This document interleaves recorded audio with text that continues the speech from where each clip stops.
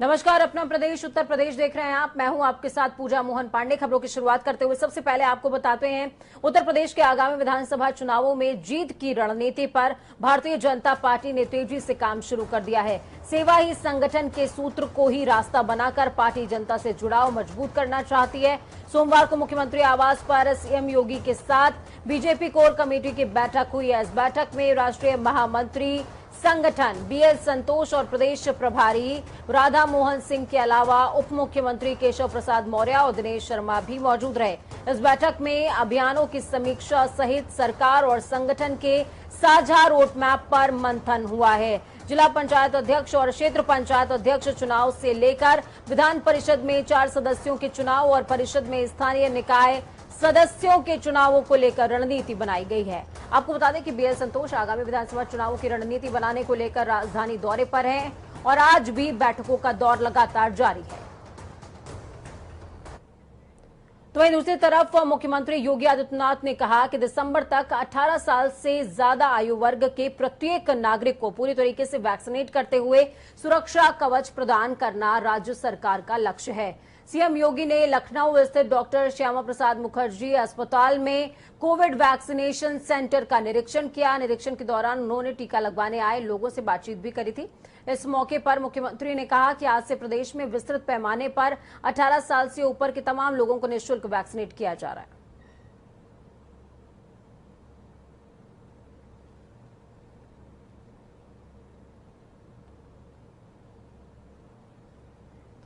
तो वहीं उत्तर प्रदेश भारतीय जनता पार्टी के नए प्रदेश उपाध्यक्ष ए.के. शर्मा ने पार्टी प्रदेश अध्यक्ष स्वतंत्र देव सिंह के नाम एक पत्र लिखा है, जिसमें उन्होंने खुद को उत्तर प्रदेश भाजपा का उपाध्यक्ष नियुक्त किया और माफ कीजिएगा नियुक्त किए जाने का धन्यवाद दिया है। तो वहीं इस पत्र में उन्होंने यूपी के अगले विधानसभा चुनावों को लेकर कुछ ऐसे संकेत भी दिए जिसे जानकर योगी विरोधियों के खेमे में खलबली मच गई।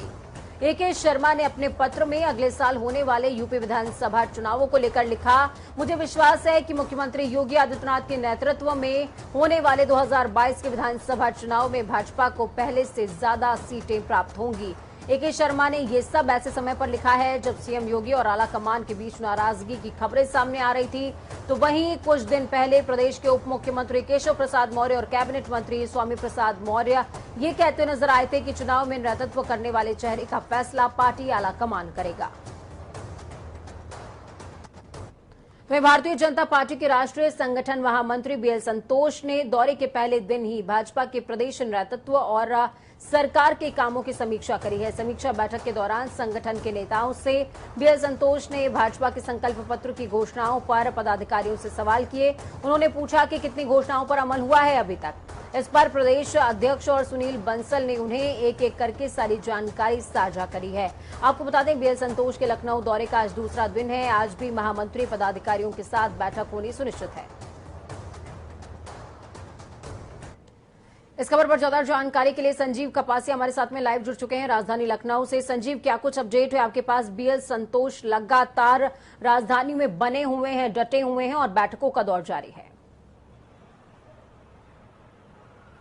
बिल्कुल पूजा, देखिए आज बीएल संतोष के राजधानी लखनऊ के दौरे का दूसरा दिन है और इस समय भारतीय जनता पार्टी के दफ्तर में वो अपने पार्टी कार्यकर्ताओं और अधिकारियों के साथ बैठक कर रहे हैं। प्रदेश के सभी पदाधिकारी मौजूद हैं। सरकार और संगठन दोनों में कैसे बेहतर सामंजस्य बिठाकर 2022 की जो राहें हैं वो आसान की जाए। आप समझिए कल सबसे पहले जो बैठक होती है वो आरएसएस के साथ होती है, उसके बाद संगठन के साथ होती है, उसके बाद सरकार के साथ होती है। यानी भाजपा के जो तीनों फॉर्मेट हैं, कल बीएल संतोष ने तीनों से बात की, तीनों से फीडबैक ली और अब वो इस पर बात कर रहे हैं कि आपका जो अनाउंसमेंट घोषणा पत्र था उस पर कितना काम किया है, कितना काम बाकी है। हालांकि जो ए.के. शर्मा है वो लगातार मुख्यमंत्री की तारीफ में पोस्ट कर रहे हैं, जैसा आप अभी कह रही थी, और आज ए.के. शर्मा इस बैठक में मौजूद हैं। अपने जो अनुभव है प्रशासनिक उनको जरूर शेयर करेंगे वो बीएल संतोष और उत्तर प्रदेश के प्रभारी राधा मोहन सिंह के सामने। लेकिन 2022 की जो राहें हैं वो पूजा भारतीय जनता पार्टी के लिए आसान नहीं है, क्योंकि जिस तरीके का माहौल किसान आंदोलन और कोरोना के बिगड़ते हालात के बाद बना है उसको बखूबी भारतीय जनता पार्टी का शीर्ष नेतृत्व समझता है और उत्तर प्रदेश की सरकार और संगठन भी जानते हैं। यही वजह है कि बैठकों के दौर दिल्ली से लेकर लखनऊ तक जारी हैं। अब 2 दिवसीय यात्रा है, 2 दिवसीय दौरा है बीएल संतोष का राधा मोहन सिंह का। तो जो ढीले पेच है उनको टाइट करने का काम करेंगे। इसके अलावा 2022 कैसे जीता जाए इसकी रणनीति बनाई जाएगी। पूजा, बिल्कुल संजीव, ये कहा जा रहा है कि मुख्यमंत्री का, माफ कीजिएगा, प्रधानमंत्री का दौरा भी हो सकता है सूबे में और लगभग फ्रीक्वेंटली होगा, यानी कि हर महीने ये दौरा होगा। क्या उससे पहले आज की ये राधा मोहन सिंह और बीएल संतोष की ये जो दौरा है, इससे रिलेटेड अगर देखा जाए तो क्या कोई अहम फैसला निकल करके सामने आ सकता है प्रधानमंत्री के दौरों से पहले?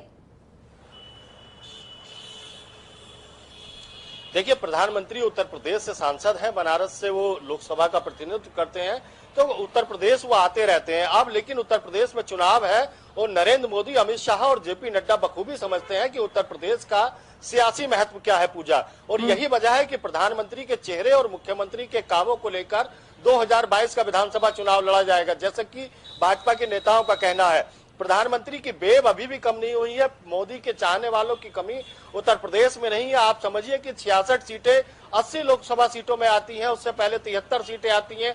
तो ये जो चेहरे पर चुनाव लड़ा जाएगा नरेंद्र मोदी और उत्तर प्रदेश के सरकार के कामों को लेकर, इसमें कहीं ना कहीं नरेंद्र मोदी हो सकता है कि हर महीने अब उत्तर प्रदेश के दौरे करें, उत्तर प्रदेश के लोगों से इंटरेक्शन बढ़ाएं और उत्तर प्रदेश सरकार के जो कामकाज हैं उनको बताने का काम करें। ठीक है, बहुत बहुत शुक्रिया संजीव, हमारे साथ जुड़ने के लिए, अहम जानकारी ग्राम जीरो से साझा करने के लिए। अपना बहुत ख्याल रखिए। खबरों में आगे बढ़ते हुए आपको बताएं, विधानसभा चुनाव की तैयारियों में जुटी सत्तारूढ़ पार्टी भाजपा केंद्र और राज्य सरकार में सहयोगी अनुप्रिया पटेल की अगुवाई वाले अपना दल को भी मजबूत करने के काम में लगी हुई है। भाजपा जिला पंचायत अध्यक्ष चुनावों में 2 सीटें अपना दल को देने पर राजी हो गई है। ये दोनों सीटें कौन सी होंगी, इस पर फैसला जल्द हो जाएगा। भाजपा प्रदेश अध्यक्ष स्वतंत्र देव सिंह ने 2 सीटें चुनाव लड़ने के लिए दिए जाने की पुष्टि भी कर दी है। उन्होंने कहा कि भाजपा सहयोगियों को साथ लेकर राज्य के अधिकांश जिलों में जिला पंचायत अध्यक्ष बनाने में सफल होगी। प्रत्याशी तय कर दिए गए हैं, जिलों को प्रत्याशियों के नाम बता दिए गए हैं। प्रत्याशियों के नामों की घोषणा जिले से ही होगी। तो वहीं सूत्र बताते हैं कि भाजपा जौनपुर और प्रतापगढ़ जिला पंचायत अध्यक्ष की सीट पर सहयोगी अपना दल की प्रत्याशी उतारने का मौका दे सकती है। तो वहीं सबसे बड़ा मसला है इस समय धर्मांतरण सूबे के अंदर। उमर गौतम के धर्मांतरण के आरोप में एटीएस ने गिरफ्तार किए जाने की जानकारी जैसे ही आई, जनपद पुलिस ने जांच पड़ताल शुरू कर दी है। खबर आने के बाद पुलिस ने डॉक्टर उमर गौतम से जुड़े लोगों और नाते रिश्तेदारों को की जो कुंडली है वो खंगालनी शुरू कर दी। पुलिस उमर के घर तक पहुंच गई। उमर के परिजनों से पुलिस ने पूछताछ की है। जिले में संभावित स्लीपर सेल को लेकर विशेष गंभीरता बरती जा रही है। आपको बता दें, यूपी एटीएस ने धर्मांतरण कराने वाले एक गैंग का खुलासा किया। इस पूरे मामले में एटीएस ने उमर गौतम और जहांगीर नामक 2 मौलानाओं को गिरफ्तार किया है। इन दोनों पर अब तक 1000 से ज्यादा गरीब हिंदुओं का धर्मांतरण कराने का आरोप है। इस बाबत यूपी के ADG law and order Prashant Kumar ने कहा कि एक बड़ा गैंग है जो सक्रिय है सूबे के अंदर, जिसकी बड़े स्तर पर जांच चल रही है। इस खबर पर ज्यादा जानकारी के लिए अनूप हमारे साथ में जुड़े हुए हैं। अनूप, धर्मांतरण का मसला बड़ा हो गया है, ये मसला इतना बड़ा हो गया कि मुख्यमंत्री ने भी संज्ञान लिया है, जांच चल रही है, फतेहपुर तक पुलिस पहुंच गई है, क्या कुछ अपडेट है? देखिए पूजा, जिस तरीके से यूपी एटीएस के हाथ एक बड़ा गुडवर्क लगा है, जिस तरीके से उत्तर प्रदेश क्या पूरे देश में ये पूरी एक रैकेट था जो धर्मांतरण को लेकर काम कर रहा था। यहाँ तक कि जो मूक बधिर बच्चे या फिर जो गरीब जो परिवार हैं, ये गरीब महिलाएं हैं, मजलूम महिलाएं हैं, उनको सीधे सीधे निशाना बनाते थे। ये काफी लंबे समय से हालांकि ये अपना रैकेट चला रहे थे। नोएडा में एक स्कूल मूक बधिर है, वहां से भी ये लोग उनसे मदद मिल जाती थी। तो लगातार जिस तरीके से विशेष समुदाय के लोग जिस तरीके से ये रैकेट चला रहे थे। उमर गौतम की जहां तक बात पूजा आती है, पहले हिंदू था, पहले अपना इसने धर्मांतरण करवाया था, उसके बाद पूरे गैंग में शामिल हो चुका था। यूपी एटीएस करीब 3 जून 2019-20 को जिस तरीके से एक डासना का एक मामला आया था कि मंदिर में अवैध हथियार लेकर के कुछ बदमाश अंदर घुसने की कोशिश किए थे, उसका कहीं न कहीं जो तालमेल था वो आतंकी घटनाओं से जोड़ा जा रहा था। इसी वजह से यूपी एटीएस उसकी जांच कर रही थी। उसी बीच ये धर्मांतरण का मामला एक उजागर हुआ और इसकी जड़ तक यूपी एटीएस पहुंची, उसमें 2 लोगों की गिरफ्तारी हो गई है। अब फिलहाल इसको लेकर सीएम योगी ने भी संज्ञान लिया है कि इस मामले के तह तक जाया जाए और दोषियों को कड़ी से कड़ी सजा दी जाए, एनएसए और गैंगस्टर की कार्रवाई की जाए। इसके साथ ही जितने भी और भी इसके साथ, क्योंकि ये 2 आदमियों का काम नहीं पूजा, ये इसमें और भी लोग संलिप्त हो सकते हैं, उसकी भी उनको भी पकड़ की जाए, उनको भी सलाखों के पीछे भेजा जाए। पूजा बिल्कुल, सलाखों के पीछे जो है भेजा जाए, इसके लिए तमाम जो है कवायद चल रही है। और यही वजह है कि जो नेटवर्क है, नेटवर्क खंगालने की कोशिश लगातार पुलिस महकमे की तरफ से चल रही है। बहुत बहुत शुक्रिया अनूप हमारे साथ जुड़ने के लिए, अहम जानकारी साझा करने के लिए। खबरों में आगे बढ़ते हुए आपको बताएं, समाजवादी पार्टी के अध्यक्ष अखिलेश यादव ने एक बार फिर से बीजेपी पर हमला बोला है। इस बार उन्होंने बीजेपी में हो रही हलचल को लेकर निशाना साधा। अखिलेश यादव ने कहा, भाजपा सरकार में न मंत्रियों की सुनवाई है, न ही जनता की। हड़बड़ी में डबल इंजन वाले जहां लोकतंत्र व्यवस्थाओं को धता बताते हुए मुख्यमंत्री को ही बनाए रखने का राग अलाप रहे हैं, तो वहीं पार्टी के अंदर उनके विरोधी स्वर उभरने लगे हैं। अखिलेश ने कहा कि बीजेपी के 2 जिम्मेदार मंत्रियों ने कह दिया कि चुनाव के बाद केंद्र तय करेगा कि मुख्यमंत्री कौन होगा। प्रदेश की राजनीति में ये हास्यास्पद स्थिति है। अखिलेश ने आगे कहा कि लोगों का विश्वास खो चुकी है भाजपा, अब चलते चलाते घोटालों की कमाई में भी लग गई है।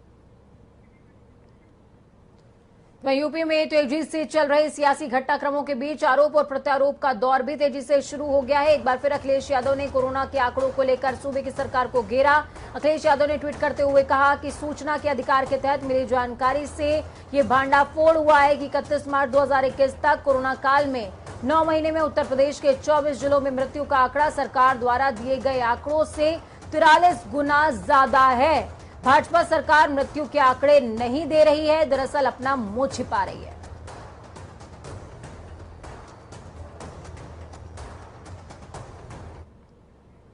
तो वहीं दूसरी तरफ राजधानी लखनऊ में कांग्रेस कार्यालय में आज बड़ी बैठक होगी। इस बैठक में कांग्रेस प्रदेश अध्यक्ष पूर्व विधायकों के साथ आगामी चुनावों पर मंथन करेंगे। बताया भी जा रहा है कि इस बैठक में कांग्रेस के करीबन 100 से ज्यादा विधायकों को बुलाया गया है। बताया ये भी जा रहा है कि इस बैठक में कांग्रेस चुनावी रणनीति पर चर्चा कर सकती है कि आखिरकार चुनावी रणभूमि पर कैसे उतरना है और किन चेहरों को उतारना है। मुख्यमंत्री योगी आदित्यनाथ के निर्देशों के बाद अब पुलिस महकमा अलीगढ़ शराब कांड के आरोपितों की संपत्ति जब्त करने की कवायद में जुट गया है। इस मामले में जेल भेजे गए आरोपितों की 120 करोड़ रुपए की संपत्ति चिन्हित की जा चुकी है। ADG law and order Prashant Kumar के अनुसार अलीगढ़ में जहरीली शराब प्रकरण में अब तक 23 मुकदमे दर्ज किए जा चुके हैं, जिनके तहत 70 आरोपितों की गिरफ्तारी की जा चुकी है। इनमें 1 लाख रुपए का इनामी ऋषि शर्मा और 50,000 रुपए का इनामी विपिन यादव भी शामिल है। आरोपितों की निशानदेही पर अवैध शराब की 5 फैक्ट्रियां नष्ट की जा चुकी हैं। बड़ी मात्रा में अवैध शराब की बरामदगी भी हो गई है और एडीजी प्रशांत कुमार का यह भी कहना है कि एक प्रमुख मुकदमे में कोर्ट में आरोप पत्र दाखिल कराया जा चुका है। अन्य मुकदमे आरोपितों के खिलाफ भी आरोप पत्र दाखिल कराए जा रहे हैं।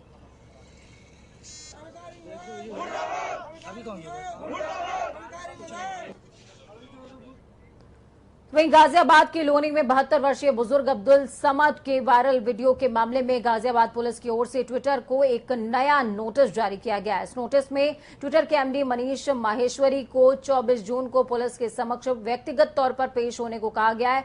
आपको बता दें कि मुस्लिम बुजुर्ग के वीडियो को कई लोगों की ओर से ट्वीट किए जाने के मामले में ट्विटर के खिलाफ भी एफआईआर दर्ज की गई है। इस मामले में ट्वीट करने वाले कई पत्रकारों पर भी केस फाइल हुआ है। इन पर वीडियो को सांप्रदायिक एंगल से पेश करने और अफवाह फैलाने का आरोप लगाया गया है। गाजियाबाद पुलिस की ओर से जारी नोटिस में कहा गया कि पेश न होने पर जांच में असहयोग माना जाएगा और उसके बाद जरूरी कार्रवाई की जाएगी। तो गाजियाबाद का ये मामला लगातार तूल पकड़ता हुआ, ऐसे में एमडी मनीष माहेश्वरी की मुश्किल बढ़ती नजर आ रही है, क्योंकि 24 जून को उनको व्यक्तिगत तौर पर पेश होने के लिए पुलिस ने कहा है और कहा कि अगर पेश नहीं होते हैं तो इसको असम्मान के तौर पर देखा जाएगा और कार्रवाई की जाएगी। इलाहाबाद हाईकोर्ट ने एक आदेश में कहा कि राष्ट्रीय अध्यापक शिक्षा परिषद एनसीटी एक केंद्रीय संस्था है, उसके निर्देश राज्य सरकार की शिक्षक भर्ती नियमावली 1981 पर बाध्यकारी होंगे। इसके साथ ही कोर्ट ने इंटर उत्तीर्ण होने के बाद शिक्षक प्रशिक्षण लेने वाले अभ्यर्थियों को सहायक अध्यापक पद पर नियुक्ति न देने के महानिदेशक स्कूल के सर्कुलर पर रोक लगा दी है। यह आदेश न्यायमूर्ति जे मुनीर ने पूजा तिवारी की याचिका पर अधिवक्ता सीमांत सिंह को सुनाकर दी है।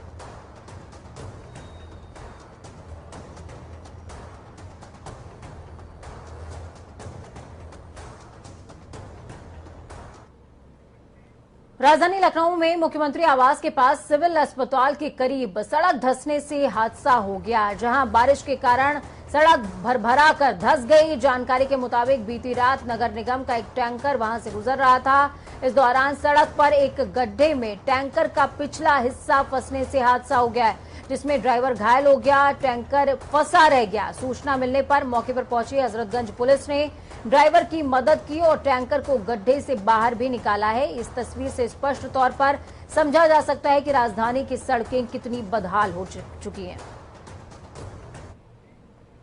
अगले साल 7 राज्यों में विधानसभा चुनाव होने वाले हैं। फिलहाल इन चुनावों की गहमागहमी राज्यों से ज्यादा दिल्ली में देखी जा रही है। केंद्र की सत्ता पर काबिज भारतीय जनता पार्टी के चुनाव वाले 7 में से 6 राज्यों में सरकार है। चर्चा यह है कि ऐसे राज्यों को जो प्रतिनिधित्व है केंद्रीय मंत्रिमंडल में बढ़ाया जा सकता है। इस बाबत संघ नेताओं से मंत्रणा के अलावा पीएम आवास पर इसी महीने 4 बड़ी बैठकें हो चुकी हैं। सियासी गलियारों में चर्चा है कि जुलाई के दूसरे पखवाड़े में शुरू होने जा रहे संसद के मानसून सत्र से पहले ज्यादातर मंत्रालयों के चेहरे तब्दील हो सकते हैं।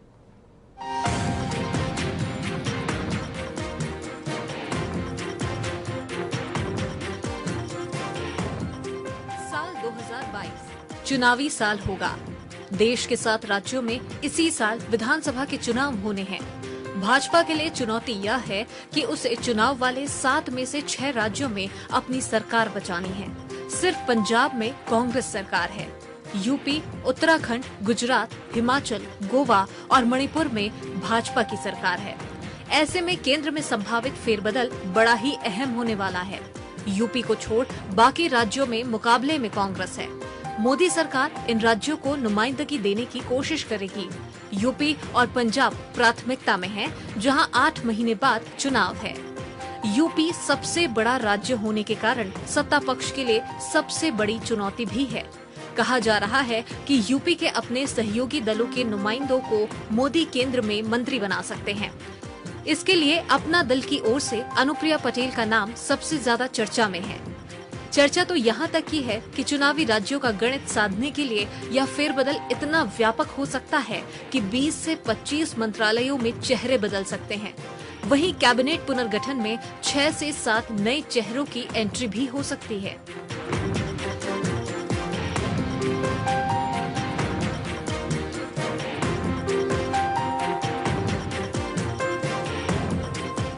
बिहार के पूर्व डिप्टी सीएम सुशील मोदी केंद्र में लाए जा सकते हैं।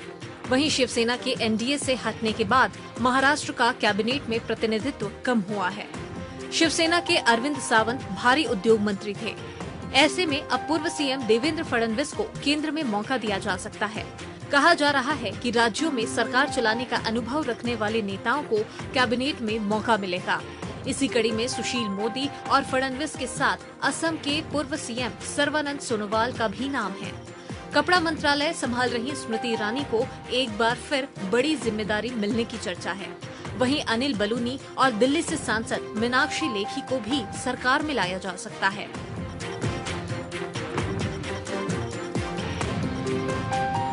इस समय कई केंद्रीय मंत्री ऐसे हैं जिनके पास मंत्रालयों की दोहरी जिम्मेदारी है। नितिन गडकरी के पास सड़क परिवहन, राष्ट्रीय राजमार्ग के अलावा एमएसएमई भी है। नरेंद्र तोमर के पास कृषि मंत्रालय के साथ ही ग्रामीण विकास मंत्रालय भी है। स्मृति ईरानी कपड़ा मंत्रालय के साथ महिला एवं बाल विकास विभाग भी देख रही हैं। डॉक्टर हर्षवर्धन के पास स्वास्थ्य के अलावा साइंस एवं टेक्नोलॉजी मंत्रालय भी है। प्रकाश जावड़ेकर के पास पर्यावरण, सूचना प्रसारण के साथ भारी उद्योग भी है। धर्मेंद्र प्रधान पेट्रोलियम के अलावा इस्पात मंत्रालय भी संभाल रहे हैं। रविशंकर प्रसाद कानून के अलावा संचार मंत्रालय संभाल रहे हैं। ऐसे में सीधे सीधे 6 चेहरे तो इन मंत्रालयों को संभालने के लिए ही चाहिए। वहीं कांग्रेस छोड़कर एमपी की सत्ता भाजपा की झोली में डालने वाले ज्योतिरादित्य सिंधिया भी 1 साल से मंत्री पद का इंतजार कर रहे हैं। उधर हाल ही में कांग्रेस छोड़कर भाजपा को इकलौती राष्ट्रवादी पार्टी बताकर शामिल हुए जितिन प्रसाद को भी यूपी में बड़े ब्राह्मण चेहरे के तौर पर मंत्री पद दिया जा सकता है। चुनावी निहितार्थों वाले राज्यों को प्रतिनिधित्व देने के अलावा कृषि, शिक्षा, रेल, शहरी विकास और नागरिक उड्डयन तक में परिवर्तन के संकेत है। वहीं स्वास्थ्य मंत्रालय में किसी प्रख्यात चिकित्सा विशेषज्ञ को डॉक्टर हर्षवर्धन के साथ राज्य मंत्री के रूप में शामिल करने की भी संभावना है। लेकिन जैसा कि पूरा देश जानता है, प्रधानमंत्री मोदी अपने सरप्राइजेस के लिए जाने जाते हैं। ऐसे में वह सरप्राइज पैकेज क्या होगा, इसका इंतजार सभी को है। फिलहाल कयास लगाए जा रहे हैं कि सरप्राइज 5 शीर्ष मंत्रियों में से किसी को बाहर करने या फिर विभाग में बदलाव के रूप में भी आ सकता है। Bureau report, INS 24/7 Raipur. तो वक्त यहाँ पर छोटे से ब्रेक का। ब्रेक के उस पार खबरों का सफर लगातार जारी है। बने रहिए जनता टीवी के साथ, क्योंकि हमें आपकी ताकत, अपना और अपनों का बहुत ज्यादा ख्याल रखें।